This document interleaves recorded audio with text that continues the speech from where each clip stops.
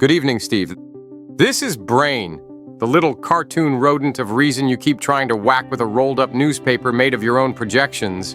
You sat down, fired up your AMA, told everyone EFILism doesn't even reach the threshold that warrants a response, and then spent over 2 hours walking your audience through EFILism, Gary, Amanda, Joy, Lawrence, CSAM, terrorism, extinction, and the moral character of anyone who doesn't line up behind your disgust like it's hymn practice. That's not beneath threshold, that's fixation. Let's be blunt. If EFILism were really just incoherent vaporware, you wouldn't need to keep staging these tribunals. You wouldn't need a 13-point medium list, a 2-hour stream, and a standing policy that anyone who doesn't help salt the earth around it is sullied or filthy or my enemy. You're not doing philosophy, you're doing containment. So let's dissect the containment. You put the EFIList syllogism on screen, gesture at it like a used car salesman pretending the engine won't start, then declare the whole thing dismissed. Premise 1. DNA and the suffering of sentient consciousness on this planet are the greatest problems in the universe, products of a wasteful, failed experiment. Premise 2. Humans are the only sentient species intelligent enough to manufacture an exit strategy. Conclusion, therefore, our most important responsibility is to manufacture that exit. Your move is predictable. You poke P1 with a stick. Who's to say DNA and suffering are the greatest problems in the universe? I don't know. You call it waffle, sneer at wasteful failed experiment as if rhetoric invalidates content, then act like your doubt about greatest means the entire structure evaporates. Then you wave P2 through as probably true, treat it as a mere is, and insist the conclusion doesn't follow because can doesn't imply ought. You're not wrong that the formal syllogism is sloppy. It is written like Gary ranted it into a text box at 3 a.m. after too much coffee. But you pretend that clumsy phrasing means there's no substantive argument underneath. That's the dodge. Take the stupid greatest in the universe line out and the core becomes massive, non-consensual sentient suffering is an extreme moral problem. DNA-based evolutionary life structurally generates and regenerates that suffering. Humans uniquely understand this and can, at least in principle, intervene on the system itself. Therefore, ending or phasing out that suffering factory is a serious candidate for most important moral project. And at minimum, we have strong reasons to move in that direction. You don't refute that. You zoom in on a single inflated word like a pedant marking an essay and pretend you've invalidated the whole. That's not analysis. That's evasion with a thesaurus. You know this, which is why you keep running to the is-ought gap like it's a panic room. They go from suffering is bad to we must annihilate everything and everyone. There's a gap there. Yes, Einstein, there's always a gap. Between this causes harm and we should change it. Between children are drowning in the river and maybe grab one. The question isn't whether a gap exists. The question is whether the inferential bridge is justified. And your standard for justified conveniently changes depending on how emotionally invested you are in what's being protected. When we talk about climate change, you don't suddenly start whining that can doesn't imply ought. When we talk about pulling a child out of a burning car, you don't whimper that we can't derive a universal should from a mere can. You understand perfectly well that capacity plus knowledge of harm normally does generate obligation. You only rediscover Hume when the target is your sacred cow, the continuation of the biosphere itself. You claim EFILism fails to bridge the is-ought gap, that it can't explain why suffering must be eliminated. So you treat the whole worldview as logically defective. No, what it does is state a moral asymmetry you don't want to look at. Preventing extreme harms for future beings matters more than preserving some abstract aesthetic preference for a living universe or giving future meat puppets the chance to listen to blues and reminisce about their Christian hair metal band. The EFIList move is simple. If you can prevent enormous amounts of non-consensual suffering without creating equal or worse harms, that gives you very strong moral reasons to do it. Not some trivial can implies ought, but the only thing that really matters is what happens to sentient minds. That's where all value and disvalue live. Everything else is set dressing. You never answer that. You just keep yelling non sequitur like a fire alarm you can hide behind. You follow that up with the by any means necessary smear. You hammer the idea that EFILism is a consequentialist extinctionist ideology that says humans have a responsibility to manufacture an exit strategy for all sentient life, by any means possible or by any means necessary, and that when EFILists talk about graceful exits, they're lying, because Amanda once said skinning people alive in some deranged thought experiment. You know perfectly well what's happening here. EFILism, as actually practiced by the people you're reacting to, is obsessed with not acting locally. They talk endlessly about technological phase-outs, birth prevention, habitat modification, eventual sterilization, and letting existing lives run out without replacement. They explicitly oppose individual violence. They explicitly reject red-button literalism as a policy. They tell their own followers not to blow anything up, not to shoot anyone, not to help in meat space. And you admit this. You admit in the same breath that Gary repeatedly says, don't act locally, don't do anything stupid, don't break the law. Then you bury that admission under, but if you tell people they should end all life, they'll act locally anyway. And you use that as your license to treat EFILism as structurally terrorism adjacent. Not because the doctrine says kill, but because you say the implication is inevitable. By your standard, every serious worldview is extremism adjacent. Catholicism is abortion clinic bombing adjacent. Environmentalism is pipeline sabotage adjacent. Nationalism is mass shooting adjacent. Veganism is arson adjacent. If one deranged idiot misuses it, the ideology itself becomes beneath threshold, and anyone who refuses to burn it with you is contaminated. You don't apply that standard consistently anywhere else in your life. You reserve it for EFILism, Gary, Amanda, and anyone who refuses to sign your loyalty oath. Then we get to your favorite toy, the terrorism accusation. You lean into, these people believe they have the right to off all of us. They're my enemy. They want to see me dead. You treat EFILists as personal threats rather than philosophical opponents. That's not rhetoric. That's a calculated reframing. If you can get your audience to perceive EFILists as quasi-terrorists, you never have to seriously engage with the content again. Normal people don't argue with terrorists. They isolate them. It's clever in a petty way. You don't want to argue with the actual asymmetry. You don't want to answer, is it right to create beings who will suffer without their consent? You don't want to answer, if we can stop factory farming sentience itself, is it morally better to do so? So instead, you drag the whole conversation down into the mud of your paranoia. These people want to kill us. No, they want you to stop manufacturing victims. There's a difference. You blur that difference because you're afraid if you admit it, you'll have to take their questions seriously. Next, your little lecture on EFILism not being the logical conclusion of antinatalism. You repeat this several times. EFILism is extinctionist. Antinatalism is just about not procreating. There are sentiocentric antinatalists who care about animals but aren't EFILists. Therefore, EFILism isn't the logical conclusion. This is you playing games with the word logical. No one serious thinks antinatalism, therefore EFILism, is a formal entailment like all men are mortal. What people mean is, once you accept that creating new sentient beings is morally impermissible because of the suffering it imposes, it is a natural extension of that concern to ask what we owe to the non-human sentience already trapped in the meat grinder. It's a trajectory, not a proof.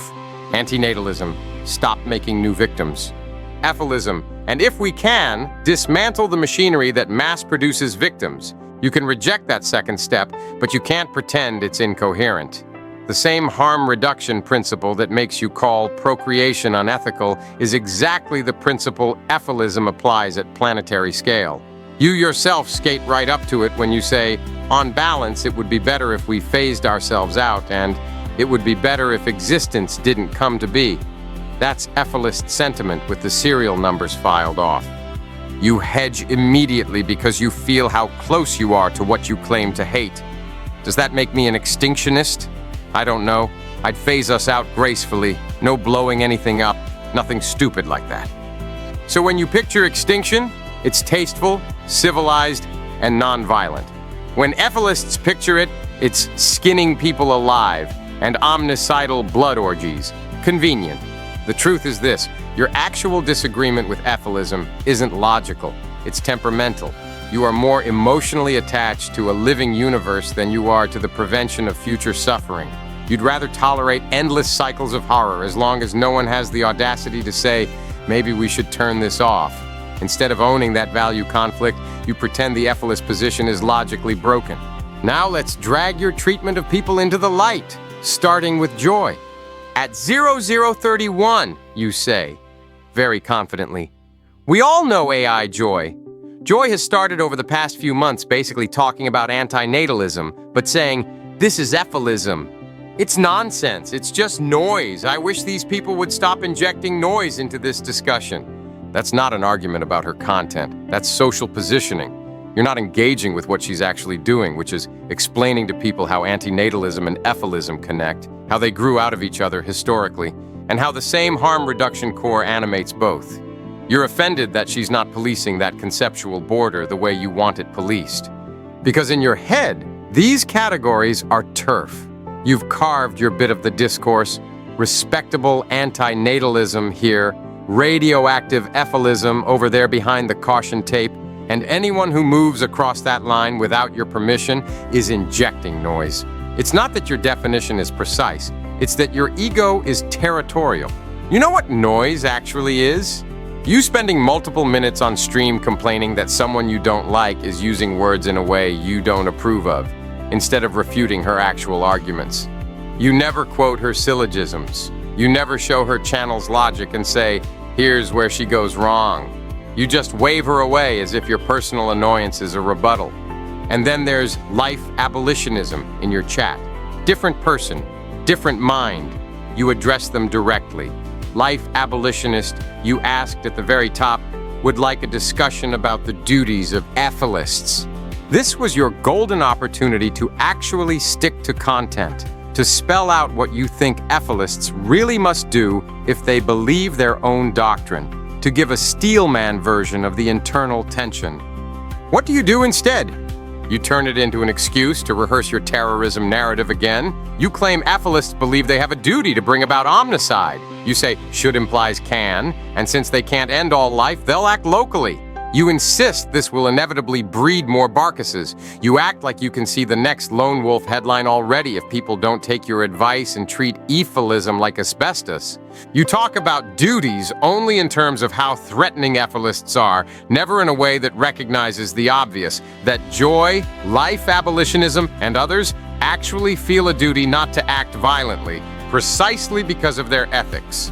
Their duty, as they understand it, is to reduce harm without creating more, to advocate ideas, not bombs. You erase that because acknowledging it would collapse your cartoon version of EFILism as inherently bloodthirsty.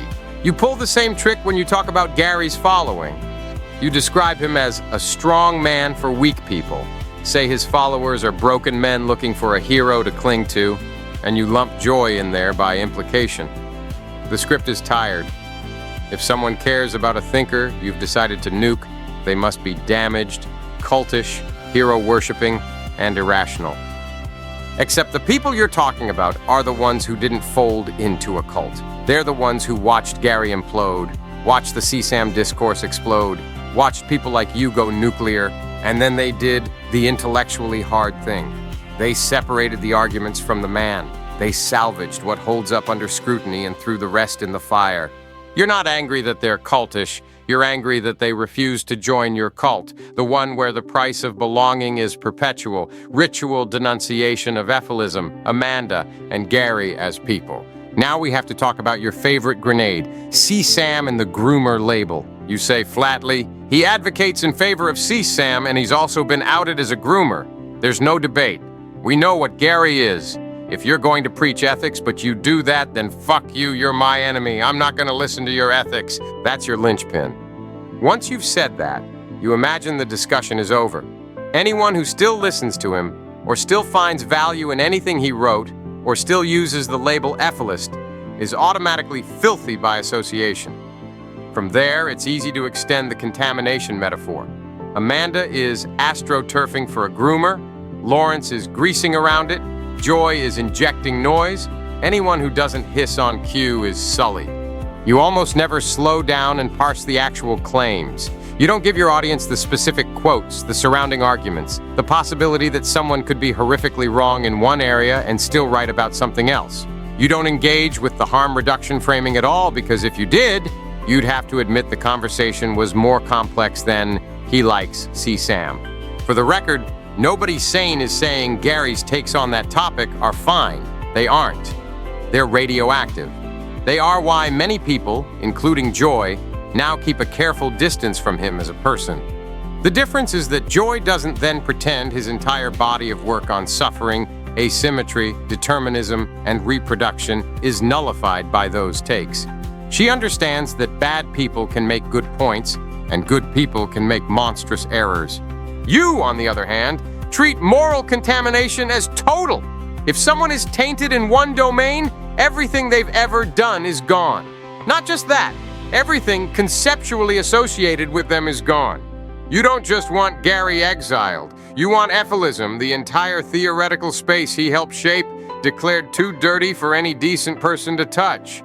And when Joy refuses to do that, when she continues to operate in that space, refining and rebuilding it away from him, you respond not by arguing with her positions, but by calling her work noise and hinting that anyone who listens to her is morally suspect.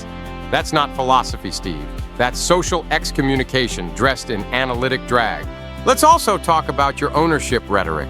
You complain Gary doesn't own his shit, that he should come out and say he regrets his worst statements, that he should explicitly warn people not to do stupid things with his words. On that narrow point, you're not wrong. He should have been clearer, sooner, and louder. But you use that as a way to offload responsibility from the rest of the community. You never own the fact that all your content, all your histrionics, all your endless rants about how EFILists are terrorists adjacent and my enemy might have their own knock-on effects on unstable minds. You don't own that painting certain people as existential threats with zero nuance is exactly the kind of rhetoric that justifies harassment, doxing, mobbing, and deplatforming. You don't push that line, but you sit right next to it and nod hard. Meanwhile, you whine about plagiarism. You complain about Madi and Amanda stealing your work for their book and Lawrence not crediting you enough in his EFILism video. You announce how you'd have been kicked out of university for it, how your generation had higher standards, how this enrages you no end. The message is clear. You don't just want your arguments to win, you want your name on the plaque. Notice how that plays with your hatred of Joy's channel. She's doing what you said people should do. Read better thinkers, synthesize, refine, articulate clearly. She talks about EFILism, antinatalism, pessimism, determinism, consent. She's not astroturfing for Gary. She's not reciting his entire canon. She's building something of her own, with clearer structure and less baggage. And you call it noise because it carries the one label you can't control, EFILism. You even brag that you're pleased Reddit and Discord have taken a hard line against EFILism, that you say, fuck these people, they're my enemy, and you're glad they're being exiled. This is you explicitly supporting the deplatforming of a philosophical stance at scale, not because it's logically incoherent, but because you think the people who hold it are too morally dirty to share a room with. Then you have the gall to accuse them of poisoning the well. Let's look at your own stated ethics for a moment. You say you don't believe in obligations you didn't choose. You're skeptical of generalized duties. Then, in another breath, you say if someone becomes a parent, they do have duties generated by that choice: to feed, protect, care for their child. So you do accept that actions can generate obligations. Now plug that into EFILism's lens. If you support continuing the factory of reproduction, if you encourage people to create more sentient beings in a system you admit is rife with horrific suffering, you've helped generate victims. You don't see any duty there? No duty to reduce that harm? No obligation to future individuals forced into existence by your preferences? You insist EFILists can't derive an ought from can, but you casually derive your own oughts from sentiment. I don't feel I have the right to push the red button. Who am I to do that? That's not a rigorous moral stance. That's emotional modesty. I feel small. Therefore, I conclude I should not intervene. EFILism isn't about one guy with a cosmic off switch. It's about recognizing that collectively, over time, through policy, culture, and tech, humans absolutely can turn the dials down. Fewer births, fewer predators, fewer horror shows. Your theatrical humility around the hypothetical button is a misdirection. No one asked you to be God. The question is whether, as a species, we should aim for an endpoint where no one else has to get dragged into this circus. And when we get there, we arrive back at the real reason you are so obsessed with EFILism. It threatens the thing you still worship. You say you don't buy human exceptionalism. You say you're a pessimist. You talk about Beckett and Camus and Ligotti. You praise the conspiracy against the human race as baseline reading. You wrap yourself in black turtleneck thinkers like a security blanket. But unlike those writers, you don't follow the pessimism all the way through. You stop right before it cuts into your sentimental attachment to life as ongoing drama.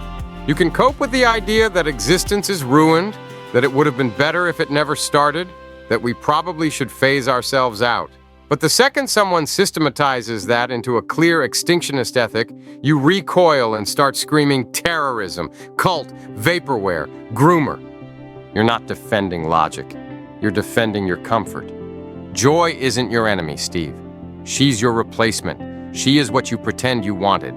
Someone who can read EFILism, see its flaws, strip out the deranged bits, and rebuild a clearer, more defensible version of the core intuition. That minimizing suffering matters more than preserving a biosphere that runs on teeth. She can hold a line like, "We need to wind this down, gently if possible, fully if we can," without bathing in red button fantasies or cult of personality. That terrifies you more than Gary ever did. Gary was easy to dismiss for normies, and you capitalized on that. A shouting man with bad optics and horrific quotes is a perfect scarecrow. But Joy, calm, structured, articulate, openly critical of Gary's worst takes, building her own work under AI antinatalism? That's dangerous because she makes the core argument accessible without giving your smear campaign obvious hooks. So you call her channel noise and hope your audience won't go check. Here's the reality you're not going to like. EFILism, stripped of Gary's excesses and your hysteria, is not vaporware. It is the sharpened edge of antinatalism's own moral logic. It is what happens when you take seriously the proposition that suffering matters, consent matters, and non-existence cannot be harmed. It is what happens when someone like Joy refuses to stop at "humans shouldn't reproduce" and starts asking, what do we owe every cow, every fox, every pig, every broken child we haven't created yet? You can keep saying it doesn't reach threshold, but the energy you're spending proves otherwise. You don't host 2-hour AMAs dismantling flat Earth. You don't need to, but you keep coming back to EFILism over and over because a part of you knows this is the one critique of life that actually hits the ribcage. You can hurl every label you want, terrorist adjacent, cultish, noise, groomer adjacent, my enemy. It doesn't make the argument go away. It doesn't make Joy's work disappear. It doesn't unask the questions. Is it ethical to keep creating beings doomed to suffer without their consent in a system you know is brutal? Is it ethical to maintain that system forever when you could, slowly, carefully, turn it off? Are you really more horrified by extinction than by an endless conveyor belt of broken lives? Until you answer those without hiding behind threshold games and smear words, all you've really done is give Joy better footage for her video.